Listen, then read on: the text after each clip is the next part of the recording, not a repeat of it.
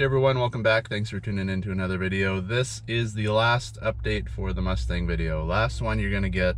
They're finally figuring their stuff out, so I'm just gonna go over what they've decided and you guys can determine for yourself what you think.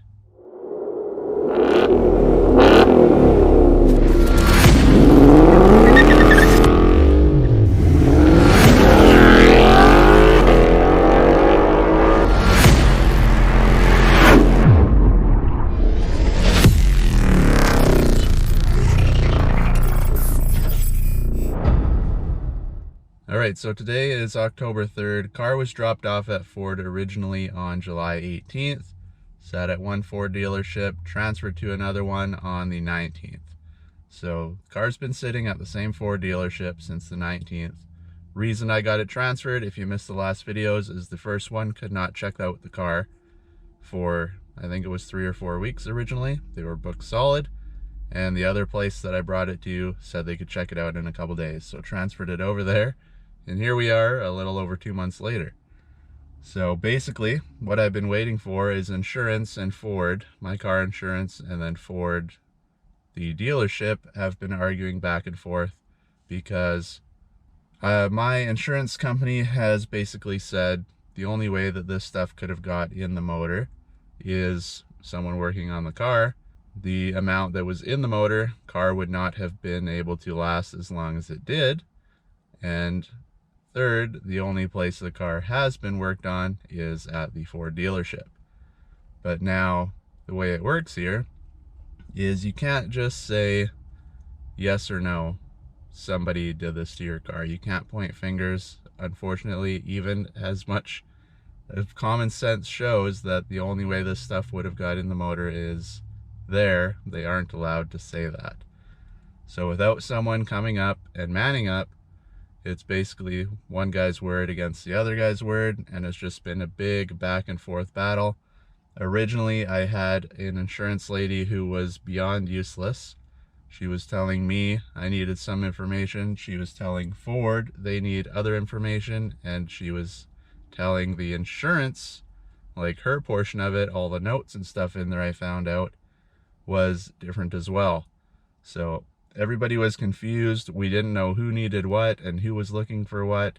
Basically, they wanted pictures. They wanted what they did to the car. They wanted to know why the car was in there. Originally, she was wanting to know if there was any scratches or forced entry on the car, because what Ford had said originally, and I mentioned this in the last video, is it was vandalism. So basically what they were saying is someone got into the car, stuff this in there somehow, don't know exactly, but either way, if it was under vandalism, they wouldn't have had to pay for it.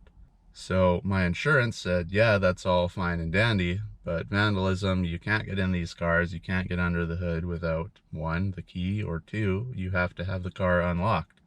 So it was either unlocked at the dealership and somebody got in there and did it, which then technically, because it was under their care, it would still go under the company's insurance, not my car insurance. Now, I also took a little video. I went out to see the car. I took a little video while I was out there, just of how they have it sitting. It's been like this for the last couple months.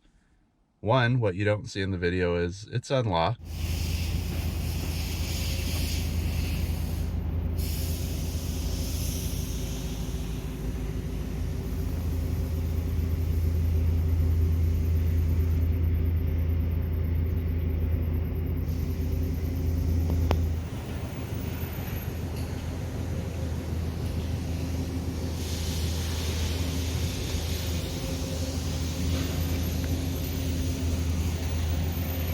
The window on the passenger side of all things is rolled down a little bit. Hopefully it's not getting wet.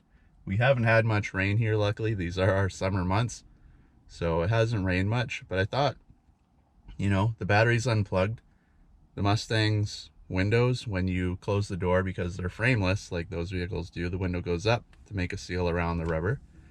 And without the battery unplugged, when you open the door, it could pull weird on the glass. You could end up breaking the glass, which I could see having it rolled down a little bit, but that's the passenger side. Driver's side, I went around, I didn't get it on video, but I went around and it's rolled all the way up.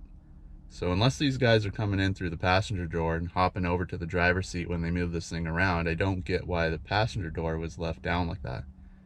And then obviously you can see in the video that the way they have things covered or plugged, the way they have that thing plugged, and you could see a giant hole in it, which I'm not going to speculate on things because it probably would have sucked the whole glove in, but just having a hole in the glove like that, and it's just, I don't know what to say. I sent those videos to the insurance place and they just shook their head as well. So what it's come down to now is they have basically told Ford, well, the only place this could have got in there is there, so you guys have to pay for it.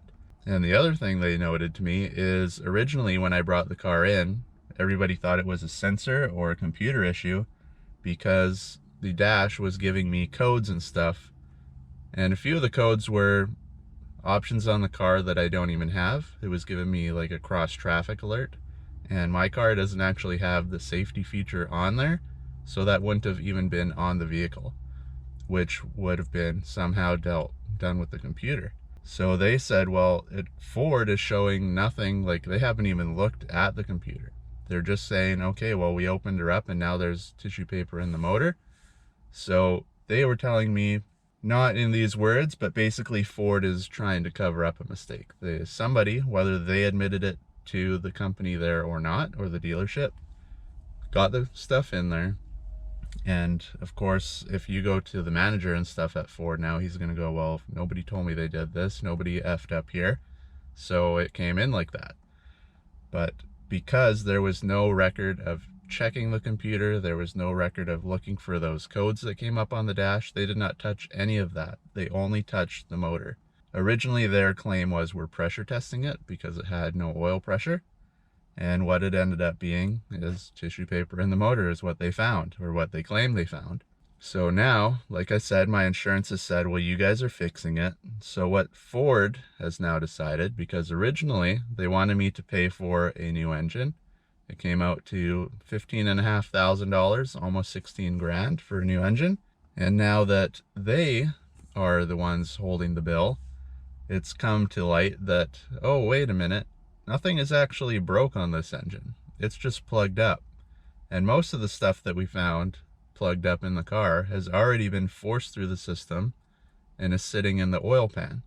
So basically what happened is, however the tissue paper got in there, sucked out, or sucked through the engine, got ground up, and puked out into the oil fill pan, or the oil pan on the bottom, and plugged the oil fill tube. And the reason insurance again thought this was weird is Ford was saying that it's all through the motor.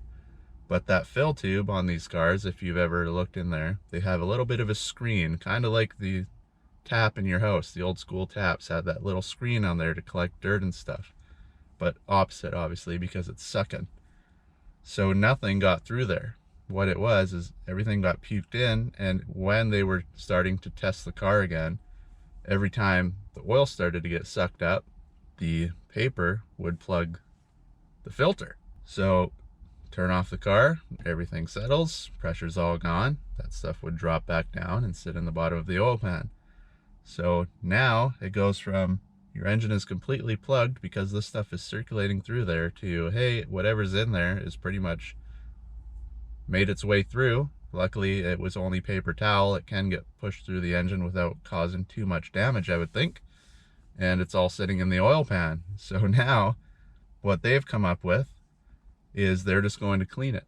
They're going to clean the oil pan. They got the timing cover and stuff off. There was a little bit stuck in the chain and stuff like that. They're going to clean that out, put it back together, and I can have the car if it works. Now, before you go crazy and you think don't do that because your engine is gonna, if they miss anything, we're going to be right back at square one. The way this works now is they've decided, okay, we're going to clean it. So I should get the car back. They're bringing it in on a Thursday now, so I'm hoping to have it back by next week instead of waiting 2 months for shipping like they were saying for the motor. So that's one bonus. The other bonus is, okay, they fix it. It is now considered under Ford, I don't exactly know what it's called, but basically their protection plan. They clean it, they give it back to me, they say it's good. Now, if I drive away and next week something that they missed is in there, and this starts all over again, and maybe this time it does wreck the motor, or it just needs another cleaning again, maybe there was more stuck in there like I said, now it is covered under Ford because they have said, yes, this is good, and it would basically be as them giving me a defective product. So that's the only reason I'm letting them go this way, because originally they said it's so plugged you need a new motor because this is unfixable. Now that they got thrown the bill, all of a sudden it's fixable, which kind of throws a red flag, but because it's under their warranty, whatever. It's good for, I think they said 3 years. So because it's such a big part, they give you a longer warranty. I guess if you go for other work at Ford, depending on sizing, you might not get a 3-year warranty, but because it's such a big part and you can't mess around with that, and it's through my insurance, they can't really hum and haw about anything like that. It is covered. So basically, I'll get the car back, I'll open her up, take her for a couple rips, see if everything holds. If it does, great. If not, I'll be back at square one, but this time I don't have to wait for Ford.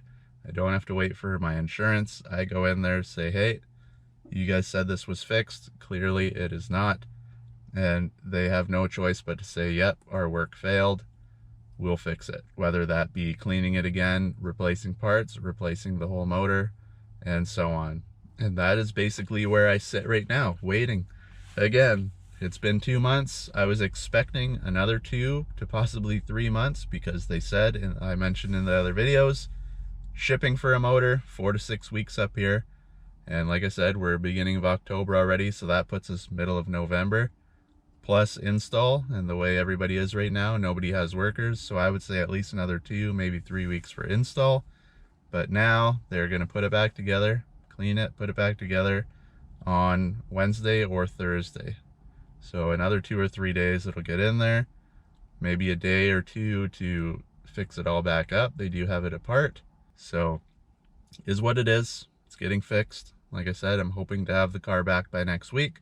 Whether I keep it or trade it in, that's another thing. Before this happened, I was actually planning on selling it. I do have a couple videos made beforehand, which will come out eventually, because I had another ride ready to go. And obviously they weren't going to wait around once the car failed, because like I said, we're 2 months later. What dealership is going to hold a car for 2 months plus for you, right? So we'll go back, see what we can find. Maybe we keep the car, maybe we sell it. Stay tuned for that. Let me know about what you think about this whole gong show. Is Ford trying to screw me? Are they going to do a good job? I'll keep you guys posted. But for now, thanks for watching. Leave a thumbs up, leave a subscribe, and hopefully we catch you guys in the next video.